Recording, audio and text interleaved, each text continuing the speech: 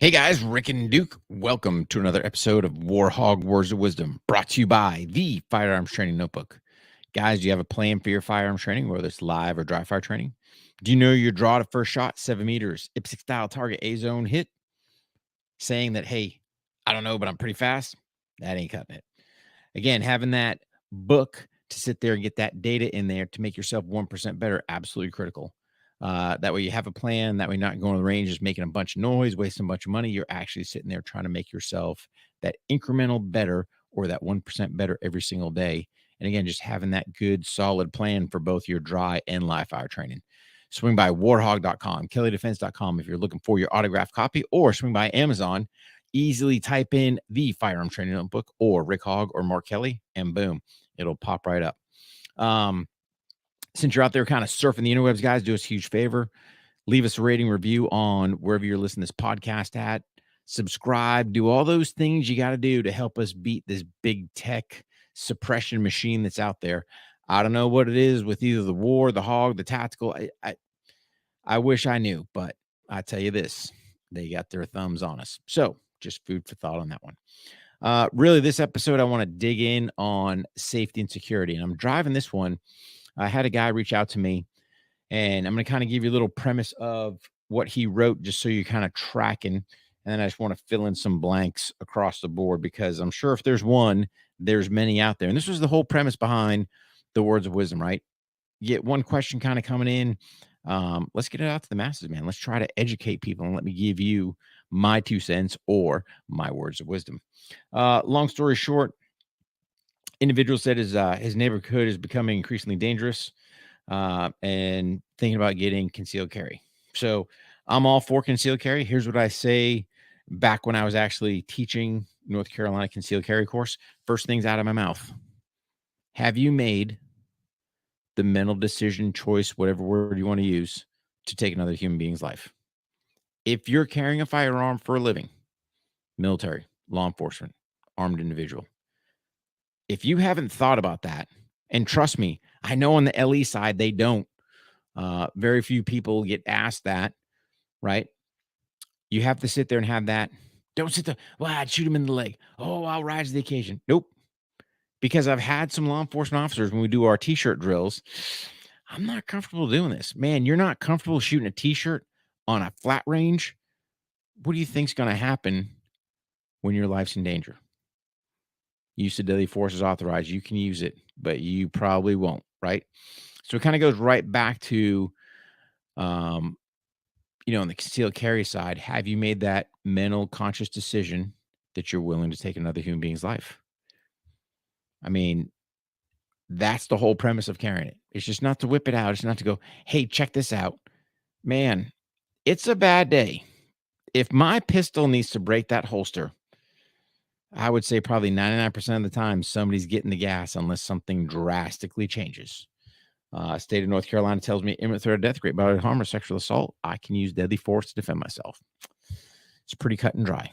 That's kind of first and foremost, right?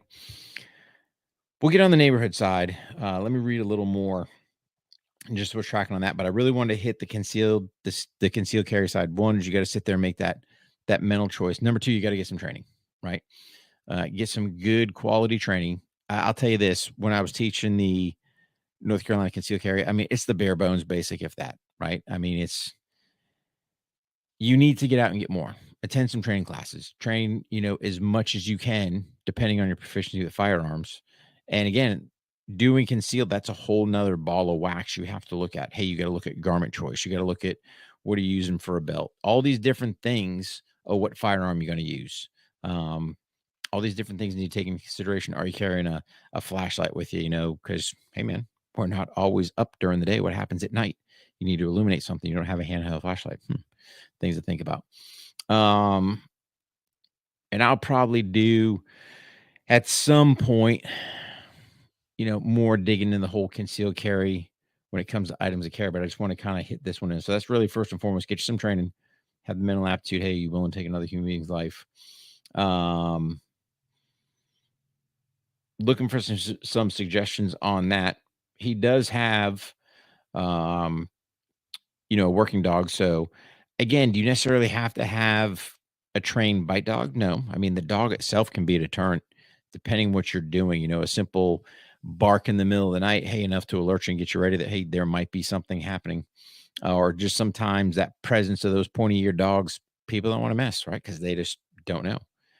But as far as the neighborhood goes, right, and it's kind of vague, um, you know, it's becoming increasingly dangerous. So whether it's crimes in the rise, um, whether it's people selling drugs, whatever the case may be, here's what I'm gonna tell you guys, right? If and I got it, law enforcement is super taxed, and I don't want to sit there and run them around for nothing. But if there's some suspicious activity, spidey senses aren't tingling, it doesn't hurt to make a call, right? Maybe there's an officer in the area, maybe they swing by quickly, maybe they don't. I don't know. But if you never pick up the phone, you don't have to call 911, right? Typically, when I go to call the regular line, talk to dispatch, go, hey, got some suspicious activity. Boom. Can you send an officer out this way? Or a deputy or whatever you got in your area, right? Um, One that does a couple things. It gets on their radar. Hey, if they've got, let's just say, a neighborhood that used to have 0 calls and now they're getting 100 plus calls. And I'm not saying cry wolf, right? But legit calls. Or now we're starting to see crime ramp up. Hopefully, this is where you got to interact with them. They're increasing the presence patrols around there to try to negate some of that crime going on. But again, simple things, right? To me, the whole security aspect is relatively easy to practice and doesn't take a whole bunch to do. So first and foremost, um, you got a lot of kids out there. And I say kids in generality that are just running around neighborhoods, lifting door handles, right? Cars unlocked, they're going to rummage through and look for stuff, right? So first and foremost, lock your stuff up. If you've got, look at your exterior lighting, right? Do you have good exterior lighting? Is that always a deterrent? Nope. You're going to have some that I've seen some different video footage, and these savages are right out there doing craziness, right? All kinds of lights. I mean, but hopefully it's a deterrent. Um, think about, just the bushes and stuff around your house. Are they super big? Is it, you've got spots for quote unquote dead space that somebody could be hiding, lurking, waiting? Are you setting a routine where, hey, you depart every morning? Let's say you're the dark 30, you're leaving the house at 3:30 in the morning, same time, and they kind of get that routine down. They're just waiting there in the bushes because, oh, you can't see them. Just things to think about that. Are you running security cameras, right? Do you have an actual monitor where you can kind of see, hey, what's going on? Um, do I need to peer out the blinds and take a look, or just look at the cameras and go, hey, here's what's up? Because here's the other pro. If something were to happen, now you've got some evidence that you can at least pass off to law enforcement. Go, hey, here you go. Here's some stuff. Take a look at that. But again, it's just a way that you can kind of keep an eye on your premises. Um, it was rampant where people were breaking into sheds. Hey, if you've got a fence and a gate, is the gate locked? All these simple things, man. I know for us, we opted to do, a security storm door prior to the main door, right? So you got kind of 2 layers there. There's all kinds of stuff you can do if you're really concerned. Go check out Clear Armor. So cleararmor.com. They've got window film that you can put on your windows that'll make them ballistic, right? So you can get it, if you're worried about that. So if you're in some of these places where there's all kinds of crazy drive-bys, man, reach out to Clear Armor and go, hey man, give me a quote to get some of this film stuck on there. At least add some added protection to your home, but definitely proactive. Neighborhood watch, that's another way. But again, you're just another set of eyes that you really don't want to get involved per se. Because again, are you going to put yourself at risk, or are you just sitting there being the eyes of the presence patrol cruising around and they go, hey man, there's at least somebody looking that's going to cause more dramas for us if we are looking to do something in this neighborhood. But really, when it comes to your whole, safety and security, I rely on me. Yes, will I call the police if needed? Sure. Am I out there being a vigilante? No. But I am armed. If it comes to that, I will use deadly force to defend myself without a doubt. So you just have to have that mindset there. I'm not out looking for trouble. I'd prefer to just steer clear from it, right? So there's times when you sit there and go, some shady cats looking there, right? Could I just go about my business? 100% I could. Do I sit there and avoid just to negate having a potential drama? Sure. What it cost me? Nothing. The problem is this day and age, everyone from the criminal side is so happy. Oh, Johnny was the best boy ever. Of course Johnny was, and he's got the longest rap sheet than anybody. And God forbid you use deadly force against old Johnny. I guarantee there's going to be Johnny's parents doing a civil suit, even though you get cleared, criminally. They'll be sitting there trying to go after you. So if you can avoid it, great. I'm not saying, God forbid that deadly force encounter happens. I'm not saying think about nothing. You think about coming home, right? Deal with the consequences later, is my opinion. But understand there may be some repercussions that happen with it. But if it could be avoided, why not avoid it? So it's kind of like going back to the cameras. Yeah, could I peer the blinds open? Sure. Could it potentially go, hey, there's old Licky Lou and we're going to do something stupid? Maybe, maybe not. You're foolish if you do. But hey, because, oh, by the way, the state of North Carolina tells me if you enter my home unwarranted, poof, I'm automatically in fear for my life. Some people call it the castle doctrine. I disagree. They just allowed me to use deadly force because, I was in fear for my life. Great job, state, at least on one thing there. But you have to look at your state, your rules, your laws. And that's really the thing. Like a lot of people hit me up. I don't know all 50 state, or should say 49. I don't know all 49 state laws, right? I just don't. If you're in North Carolina, we can talk all day long.